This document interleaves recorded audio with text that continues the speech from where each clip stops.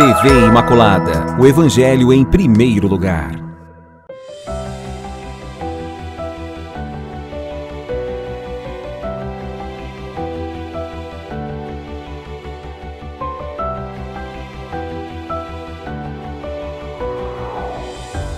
Louvado seja nosso Senhor Jesus Cristo, para sempre Ele seja louvado. Amados e amadas de Deus, estamos iniciando o programa Semeando a Boa Nova. O Senhor esteja convosco, Ele está no meio de nós.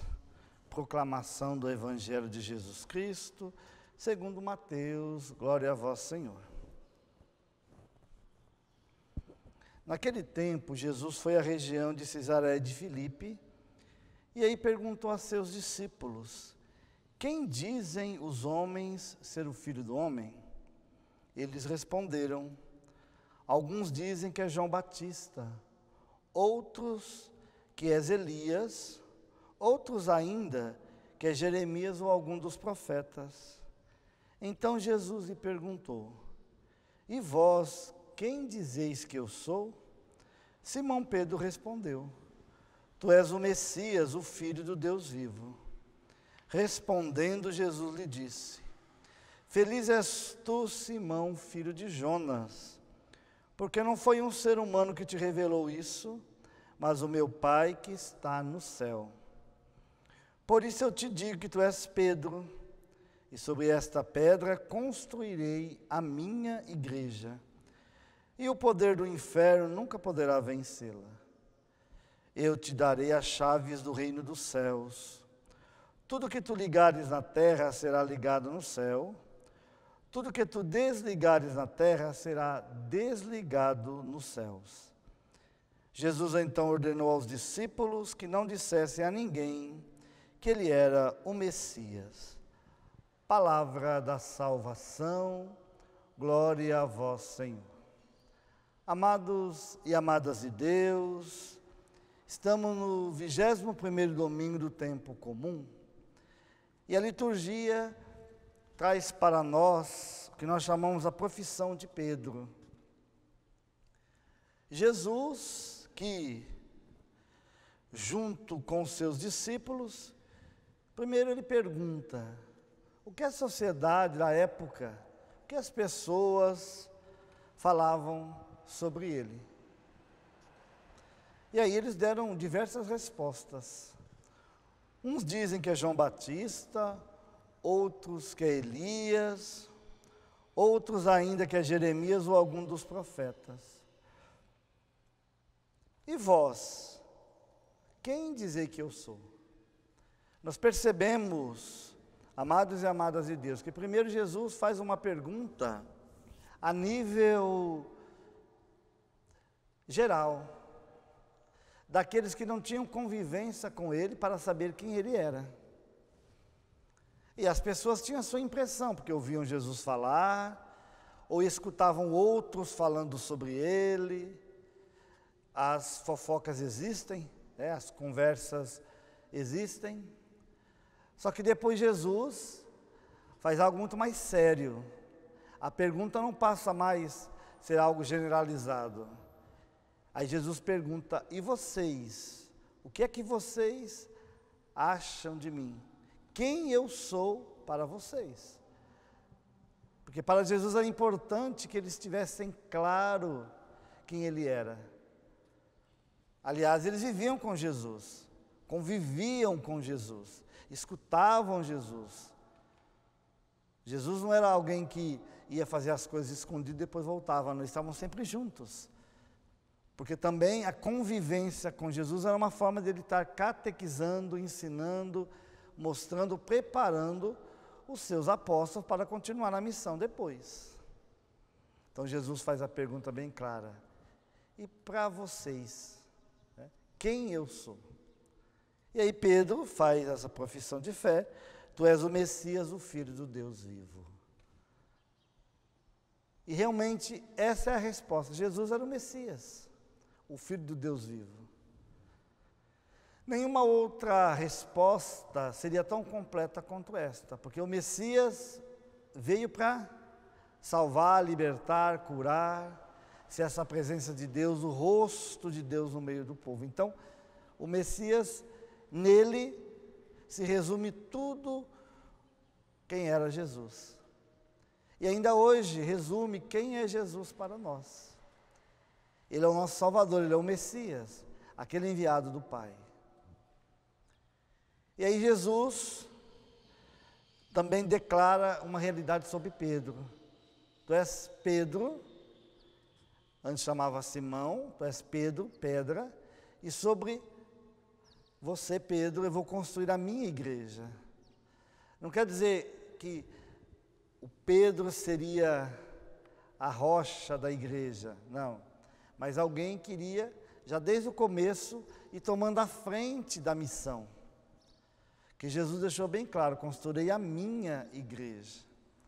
A igreja não é de Pedro, não é de Paulo, não é do Papa, não é do bispo, não é de nenhum padre, de nenhum leigo. A igreja não é deste ou daquele santo, não. A igreja é de Jesus Cristo. Nós fazemos parte. A igreja não é de Nossa Senhora. Nossa Senhora faz parte desta igreja. Jesus é o dono. Ele é aquele que quis uma igreja para si, para que fosse essa manifestação visível na terra do amor de Deus, da presença de Deus no meio de nós. Isso é a igreja. Por isso ele disse, sobre você, Pedro, eu vou construir a minha igreja. E o poder do inferno nunca poderá vencê-la. O que Jesus está dizendo? Dizendo, olha, o mal vai se levantar contra a igreja. Jesus não está fazendo uma suposição, pode acontecer de que o inferno venha se levantar contra a igreja. Então já falo, se isso vier a acontecer, o mal nunca vai vencer. Jesus estava dizendo algo que iria acontecer. Já estava acontecendo e depois continuou ainda muito mais. A perseguição à igreja. Perseguindo a igreja, na verdade, estavam perseguindo Jesus Cristo, porque a igreja proclama o quê? O Messias, a presença de Deus no meio de nós. Este lugar que, quando nós falamos de igreja, nós não podemos nos limitar ao espaço físico, porque aí se nós nos limitamos ao espaço físico, aonde tiver pessoas, mas não tiver no espaço físico, então a igreja não está. Quando falamos de igreja, se remete à realidade física, espaço físico visível, os nossos templos, as sedes, mas também, numa dimensão muito maior, se fala de igreja daqueles que são o corpo místico de Cristo. Uma igreja que muitas vezes não está fisicamente constituída, porque em muitos lugares a igreja não pode aparecer, mas ela está lá, orante, testemunhando o amor de Deus, testemunhando a graça de Deus, testemunhando a força de Deus. E aí Jesus deixa bem claro, contra essa igreja, o inferno não pode vencê-la. Ele pode muitas vezes destruir os templos, destruir as sedes, prender pessoas, retirar títulos, tudo isso ele pode fazer. Suprimir a dimensão hierárquica, ou mesmo a dimensão visível de coordenação, de zelo, ou mesmo daqueles que têm uma autoridade constituída de governo. Isso o mal pode até fazer, através a gente vê desses governos corruptos que temos aí.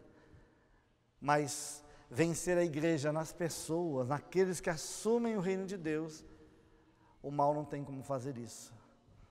Porque a igreja de Jesus Cristo, ele continua sustentando a igreja. Ele continua dando forças para a igreja. Ele continua inspirando a igreja para continuar a ser sinal vivo do amor, da graça e da misericórdia de Deus.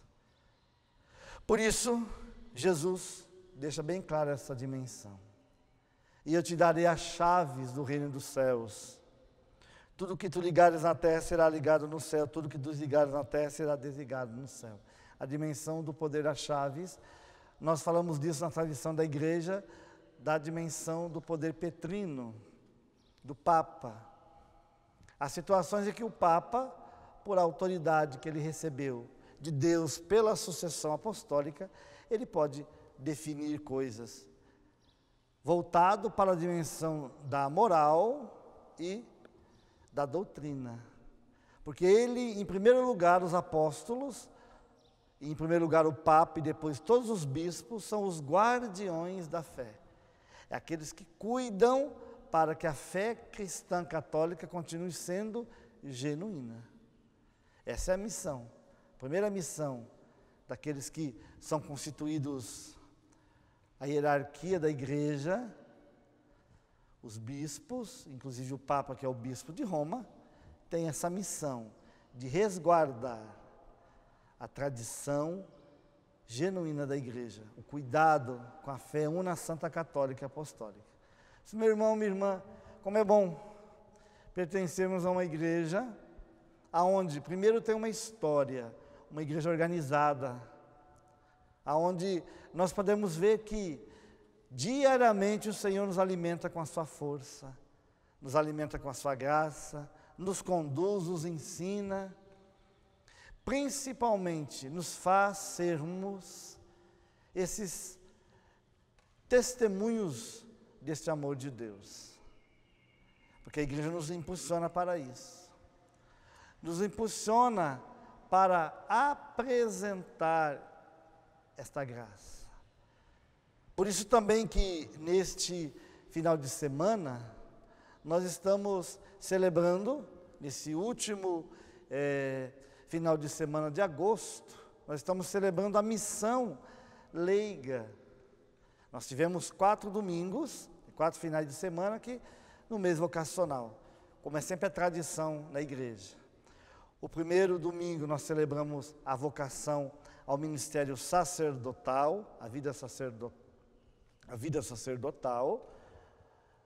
No segundo, que coincidiu também, que é o segundo domingo de agosto, o domingo dos pais, então refletimos sobre a vocação da família, a importância da família, a vocação familiar, a vocação paterna, materna. Domingo passado nós celebramos a vida consagrada, a vida religiosa, aqueles homens e mulheres que se consagram à vida religiosa nas diversas congregações, comunidades de vida, todos aqueles consagrados e consagradas a Deus. E nesse final de semana a igreja nos traz a dimensão laical, daqueles que assumem a sua missão na igreja, nos diversos ministérios que a igreja tem. Claro que dando um enfoque sempre, não que é o mais importante, mas o enfoque que a igreja sempre dá nesse 4º domingo do mês de agosto, dedicado às vocações, um enfoque à catequese, aos catequistas. Essa missão tão importante de homens e mulheres que faz essa missão de ajudar as nossas crianças, adolescentes, jovens e adultos a terem esse amor pela fé cristã católica e irem guardando também essa fé. Então nós estamos vivendo isso. Então nesse final de semana a igreja mais uma vez traz essa dimensão da igreja de Jesus Cristo, dessa igreja que é responsabilidade de cada um de nós. Muitas vezes achamos que a responsabilidade da igreja de lutar por ela, fazer com que ela seja visível, é somente de quem? Do Papa, dos bispos, dos padres, dos religiosos, daqueles que estão mais envolvidos diretamente com a causa da igreja. Não, é de todos nós. Todos nós que somos batizados e a partir disso abra-se as portas de todos os tesouros da igreja, mas também nos leva a nos comprometer com essa igreja. Então você, meu irmão, você, minha irmã, também é responsável por essa igreja. Você tem a obrigação de ajudar, de cuidar, de zelar, de defender. Muitas vezes nós vemos tantas coisas que as pessoas falam contra a igreja, e muitas vezes críticas até fundadas, com fundamento, com coisas comprovadas, Só que aí se esquece de uma realidade. Primeiro, a igreja tem toda essa dimensão da santidade. A igreja é santa porque o fundador dela é santo. Mas também a igreja é formada por seres humanos limitados, pecadores, com realidades tão diversas. E nós muitas vezes, em vez de orientar as pessoas para que essa dimensão da igreja humana possa ir aparecendo, o que a gente faz? Nós criticamos, falamos mal.